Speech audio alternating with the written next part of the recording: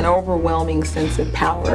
It's an extension of the creative part of my mind. Instant gratification to the kids. I get to think visually, I get to think with sound. I associate it with getting what I want.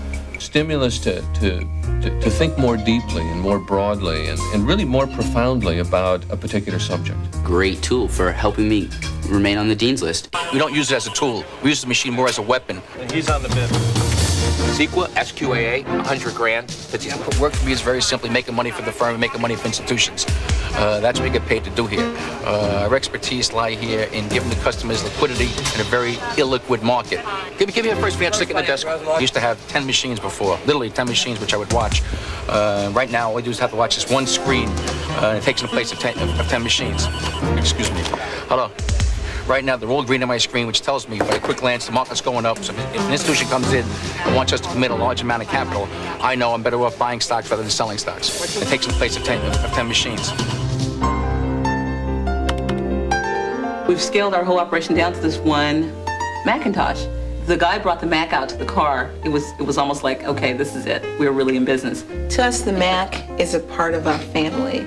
It's very special to us. Because without the Macintosh, we wouldn't be in desktop publishing. We can't afford the 50,000 Macs set up for the clients to play on, but we can use one Mac Plus to just do quality work and get paid for that.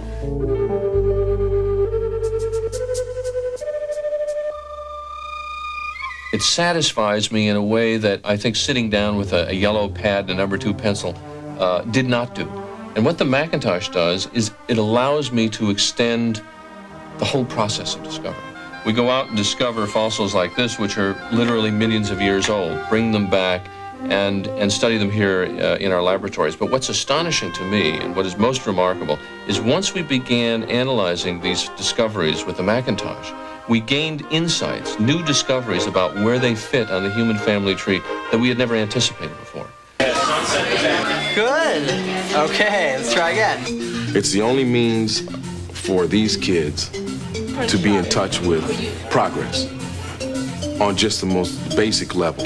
That's what I like. It's all up here. I hope they feel like I am creative, I can draw, I can program, I can do math.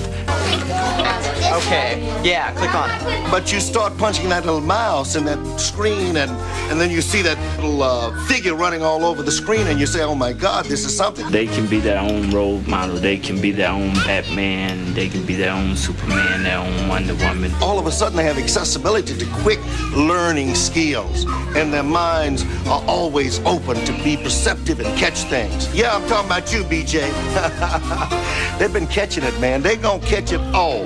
And it's better for them to catch it here, where the computers are, than for them to catch it on the street. We on the sailing team had a problem getting the results of our regattas to the sailors immediately after the regatta or soon after. We would have 20 to 30 races a day and a lot of very tired, very angry sailors who wanted to know how they'd done. Me with my Macintosh, in a spreadsheet, it's easy to get the information in quickly and bring it out in an intelligent, presentable form. It made a lot of people happy. I think the Macintosh is the best computer for combining what I've written with other forms of expression, be it spreadsheet, graphs, or graphics.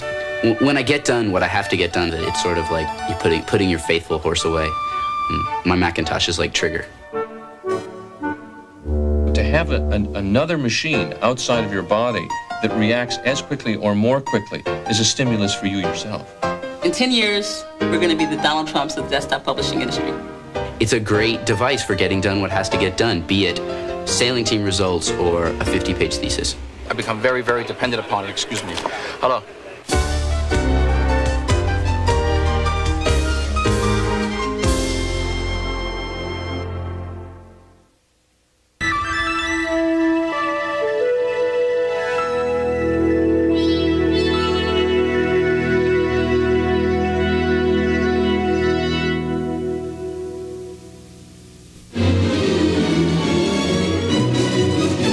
The information war is on. It seems that nearly every day someone finds a new way of giving us facts. Reports, printouts, analyses, forecasts, reviews, updates. A flood of materials designed to help us understand the changing world of business. But having a lot of information at our fingertips isn't always the best way of understanding what it means. In fact, what starts out as a lot of information often ends up as just a lot of numbers.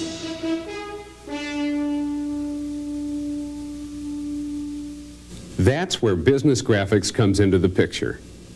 Business graphics is a tool for giving meaning to numbers, for showing relationships and trends, for clarifying and emphasizing, and a way of communicating those meanings quickly, clearly, and attractively. Business graphics turns a lot of numbers into a lot of answers. More and more people are understanding the advantages of graphics. That's why Apple Business Graphics was developed. It gives you the power of computer graphics and the flexibility to use them where you need graphs the most. Financial forecasts, sales reports, scientific charting.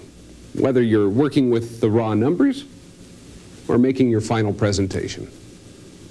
Apple Business Graphics is being used in over 6,000 offices today because you need graphs to help you understand data. Let's take a look at how the program works for someone who uses numbers every day. If a market researcher wants to know how nationwide product sales are doing, she can learn more from data that looks like this than from data that looks like this.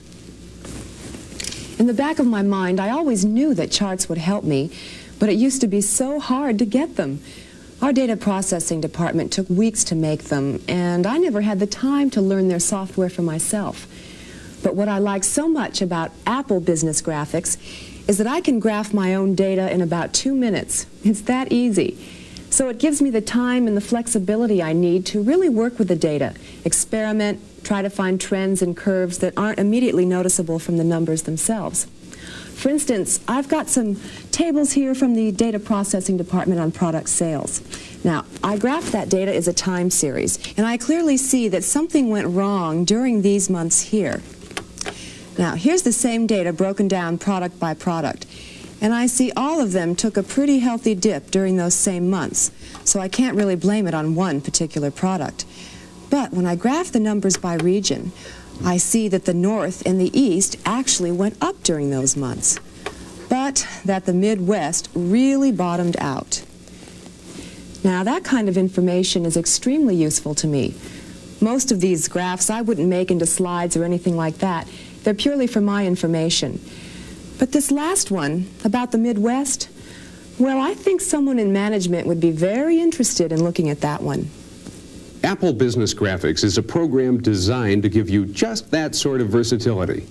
You can take the data you always work with, VisiCalc files or other external database files, and analyze it in graphs without having to re-enter the data. We realized that many of the things that we originally bought the computer for, like being able to use VisiCalc and getting information from the Dow Jones News Service, were all numbers programs. We do want to get our hands on a lot of numerical information. But it wasn't until we got Apple Business Graphics that we really made full use of what those numbers were trying to tell us. I can do some pretty complicated mathematical graphing like smooth moving averages and curve fitting, things I could never really do with VisiCalc. Now I'm so used to graphing our VisiCalc models that I've created standardized formats for all the graphs I use most often. Now, every month, I can automatically load in the data and see it in the format I created, all with one command. My boss really appreciates that. When he compares monthly sales, the titles and the axes are the same. The graphs look familiar. That makes them easier to explain and to understand. You know, I'm concerned about this downward trend in the Midwestern region. I should probably show this to the board this afternoon. How about some overheads of these bar charts, okay? Okay, no problem. Such short notice used to infuriate me. We had to go to an outside production service for overheads. But now I take the same Apple Business Graphics data I used before and draw really high-quality graphs on our plotter. I can print the same data on a letter quality printer if I'm issuing a report, or if I want to take my work home, I can use a little silent type. But no matter how we print them, I'm still surprised at how easy it has become to use graphs in our office. As you can see, the problem is in the sales in the Midwest region, which have dropped severely. Now, unfortunately, this is... It's funny, we've even gotten other departments to start using graphics. Our salespeople are using a program called Screen Director to make a sort of electronic slideshow with a computer. But the slides are actually the graphs they made with Apple Business Graphics, and the projector is the Apple monitor. We can even use the same data and graphs with another program to get actual 35mm slides and overhead transparencies right over the phone line from the Apple. That way the executives can use Apple Business Graphics to make the points they want to make.